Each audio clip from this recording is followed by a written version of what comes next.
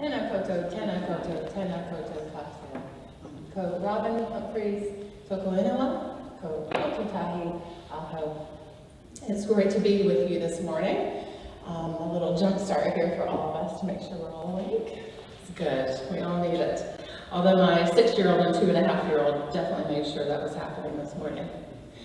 As part of the mission resourcing team, which you've already heard about, that we're all part of, as well as other entities that are not here, the Presbyterian Children and Families Ministry exists to advocate, resource, and lead those who are working with and leading children and their families.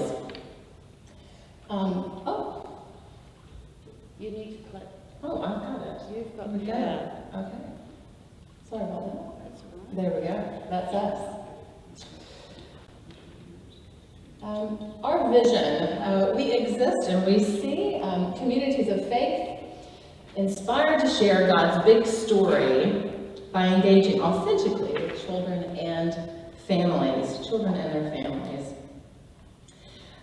We see that an authentic engagement as we gather for worship or opportunities for education and nurture within our faith. And you might be saying, well, how do church schools and PCFM overlap? And that was my question too. But of course, it's with the families and with the children, isn't it? As we seek to nurture the God-given potential in each child, and a big part of that is supporting children and their families. We know that parents are the primary faith teachers, mentors, and role models for their children, with the church as a reinforcement. We could even say with church schools as a reinforcement, not replacement of the parents' duties. Even in our home, there is a moment before dinner that we all gather and we light the Christ candle and we remember that Jesus is the light of the world, a light that no darkness can put out. And even my 2.5-year-old helps me remember that in many different ways. And I think our wonderful singer this morning reminds us of that, just how darkness can be dispelled by the light of Christ, which hopefully we're nurturing not only in our churches, in our classrooms, in our schools, in our homes, all of those places. And we hear from Robert Busnow that faith is formed through embedded practices, which I think we all agree with, specific deliberate activities that are firmly intertwined with the daily habits of family routines. And I imagine that that is also seen within a school setting, as well as in a home setting, as well as in a church setting. If our focus and our hope is to nurture that God-given potential in these children, we're all part of that, as well as their families. And so nurturing that and supporting that within the parents that we come in contact with, and helping to support the holy work that they're doing at home is quite integral to the nurture of these young children that then graduate eventually. For quite a few years, Presbyterian Children and Families Ministry has been a part of a partnership with Presbyterian Support and helping to, with an initiative called Praying for Children. And this happens each year, kind of around this time of the year. I've handed out a bookmark, so if you haven't found it, oh, I saw somebody hold it up first. I wish I had a chocolate fish. There's some bookmarks at your table that help you understand what this week's all about. We specifically planned it so that it would be falling after this conference, the 22nd through 28th of August.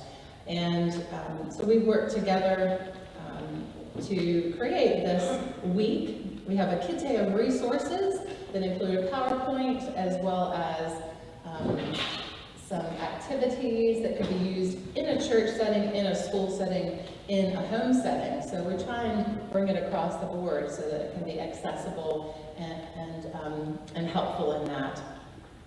We're looking this year at at 7 qualities of children or young people: wonder, giving attention, innocence, curiosity, playfulness, ongoing questions, and trust. And in each of those days, there's a particular prompt for prayer, and if you see on the back there, you can scan the code and find the resources at that blog site. So there'll be quite a few things there if that is of interest to you.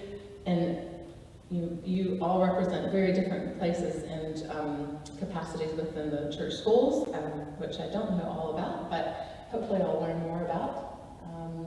Then this may be of interest to you. But what it is a reminder for us to become like children again, and to remember the wonder, and to remember the ongoing questions. I'm in the midst of that as a mom with my 2 little ones, and it is amazing what questions they ask, and that encourages that continued curiosity within me, and wonder at what God has made and done in this world that I'm continually learning about. And I think children and young people help us to really take a look at that, to consider, and to be impacted and affected by that.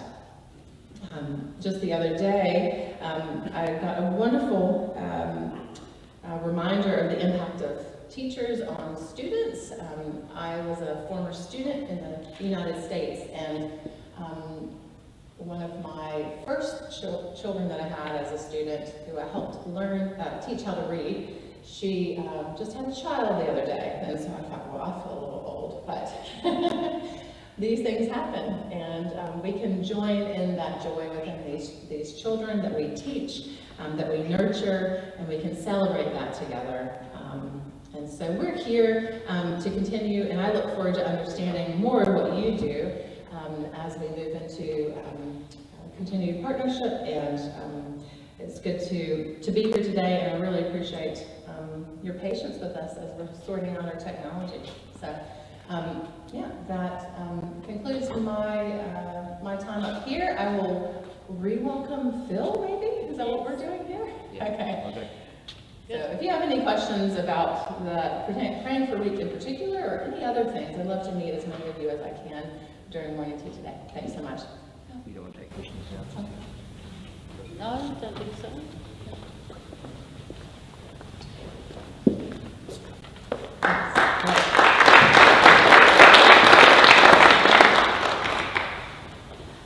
That was actually a deliberate ploy there, just to sort of, as a metaphor for what's happened in the last 18 months, 20 months.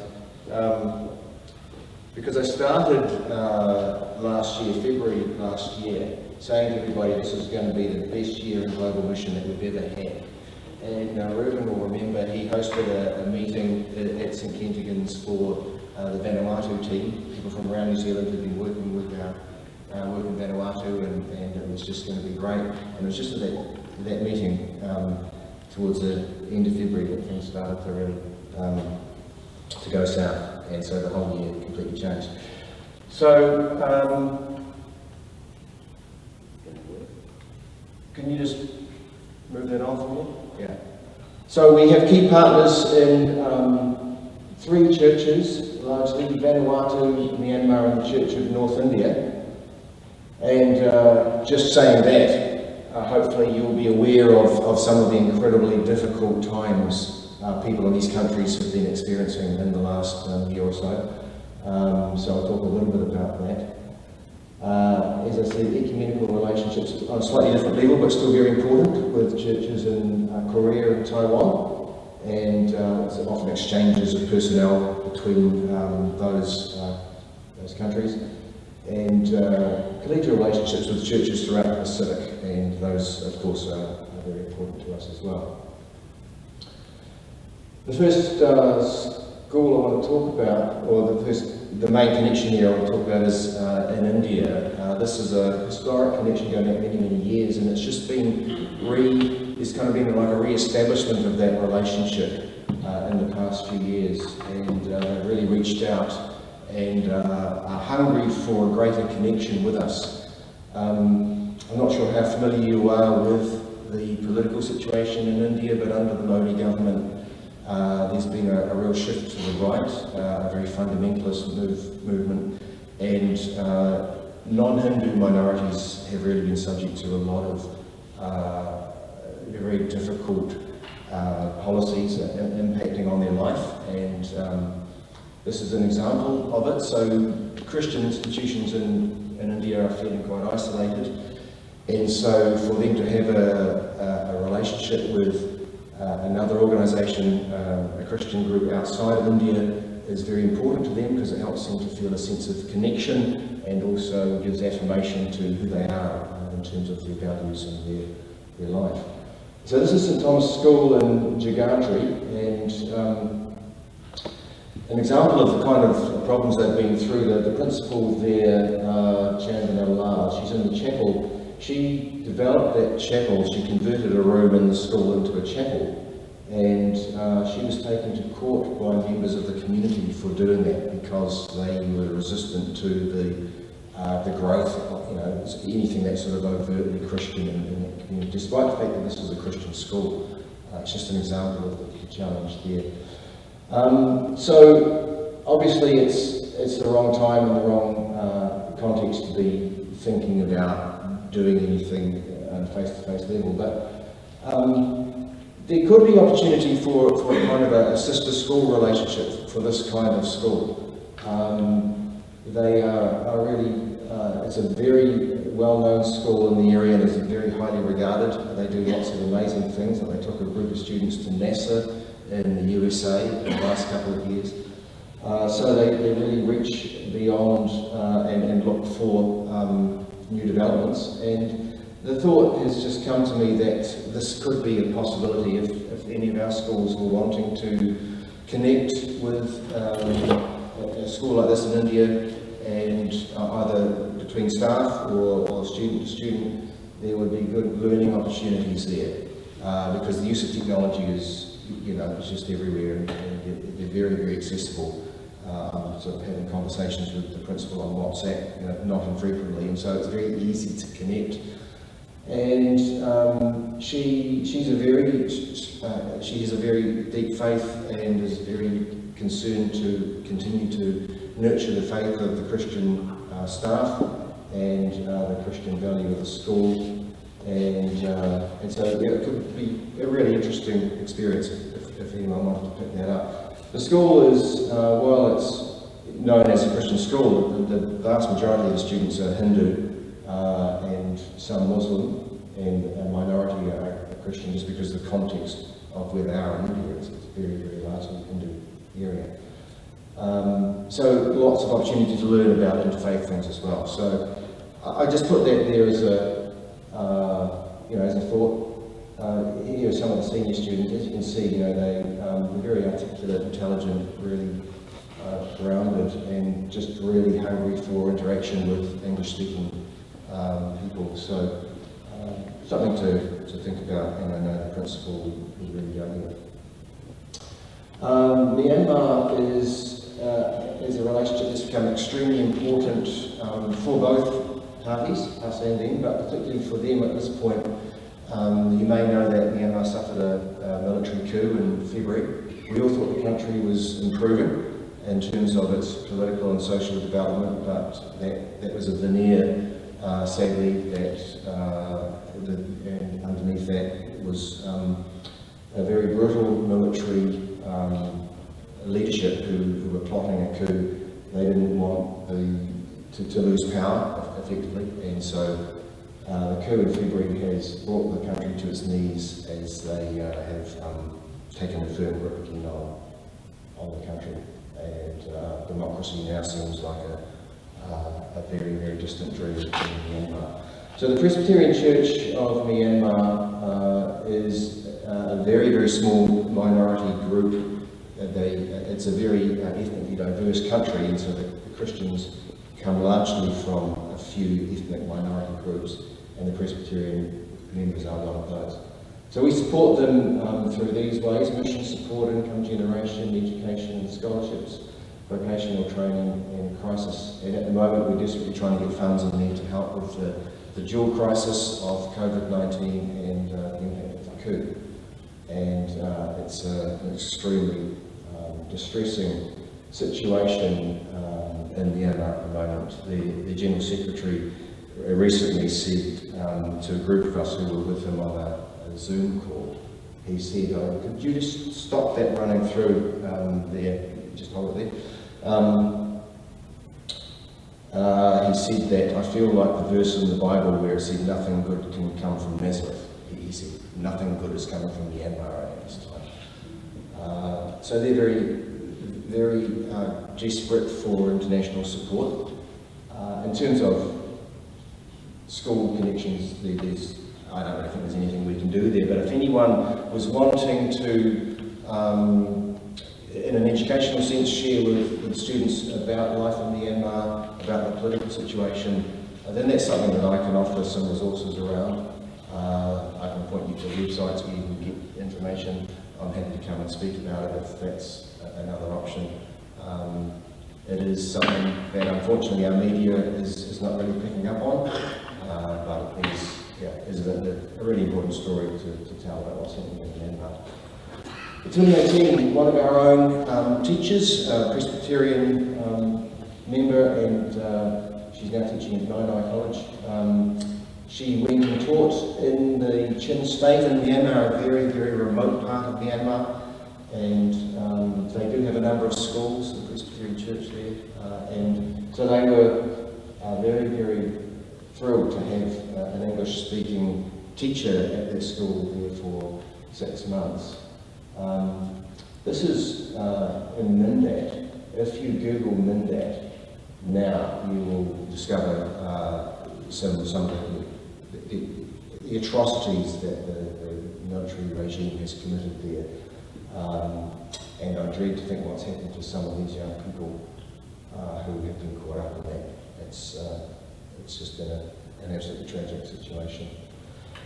Vanuatu is where the greatest relationship is in terms of what's doable for us with our church schools. And we're involved in just many ways with the Presbyterian Church of Myanmar, and really wonderful opportunities to engage cross-culturally. So the church school partnerships and service projects, that's an area that's been growing in the last few years, and there's been some really good programs, mainly with St Kempkins Boys and Girls School, and lots of really positive outcomes from that. So I hope that by the time we get to next year, we can start thinking about planning for more of these. It's still a little bit of an unknown. Vanuatu's been very fortunate to have avoided any problems with COVID-19. Their borders are still closed at the moment, though. Here's an example of what Ruben and his teams have been up to with some very creative thinking parents in the team. They were able to get hold of some playground equipment that the Auckland City Council no longer needed, put it in containers, took it over to Vanuatu, where the church there has been building new schools at quite a fast pace. And they put up a number of playgrounds in some of these church schools for the children there to have these wonderful recreational opportunities. So that's been just a joy to see that happening, and the depth of relationship that's occurred as a result of that has been really great. Lots of great interaction between the students, and they're learning a lot about the different culture that exists in Vanuatu. I just want to refer you to a quote which I think really sums up the value of these service projects in a place like this. Next slide, please. There's some of the kids at one of the other schools enjoying the fruits of their labours. And next slide. This is one of the other things that occurs when you get parents going on a service project. This one here was a doctor, and she arranged to get along to the local hospital with some of the students, and I think it's just a lovely shot, enjoying a newborn baby, and just the value that's coming out of that kind of engagement. You can't really put a value on it. It's awesome. And one more. This quote here I thought was really great. This parent here got in touch with me before he went, and he wanted to find out how could he contribute to the school in the time that he was there. And I think he was a cartographer working in mapping. And that quote afterwards, I felt really summed up just really well the incredible value that can be gained from this kind of service project. And it's working with parents and children engaging together in a really valuable time together. So I'm hoping and praying that when next year rolls around, we can begin to start planning for these again. Oh yeah, and one other really good thing that this organisation here is able to do. 2 years ago we brought over Carl and Kevin from Vanuatu, and they just had a fantastic time being hosted in Auckland and learning a lot. And one of the really good things that came out of that was the support for Carl. He's the one in the purple. He's a chaplain at a school, the Presbyterian school in Vanuatu, got really, really badly damaged by the cyclone last year, and his house was trashed, and that's just been repaired with funds that were sent from New Zealand, and St Kentigans, I know, contributed something towards that. So the value of those personal relationships, can't be measured. It's just something that is a great thing to see happening. And so thank you for hosting these two, and I hope that in the future we can continue to develop the capacity of the Presbyterian Church of Vanuatu's chaplains, because their educational standards are quite low in Vanuatu. There's not a lot of training that goes in, so anything we can do to help is going to be good. So it's just another way that we as church schools can be part of that as well. So that's enough from me, and obviously I'm available to talk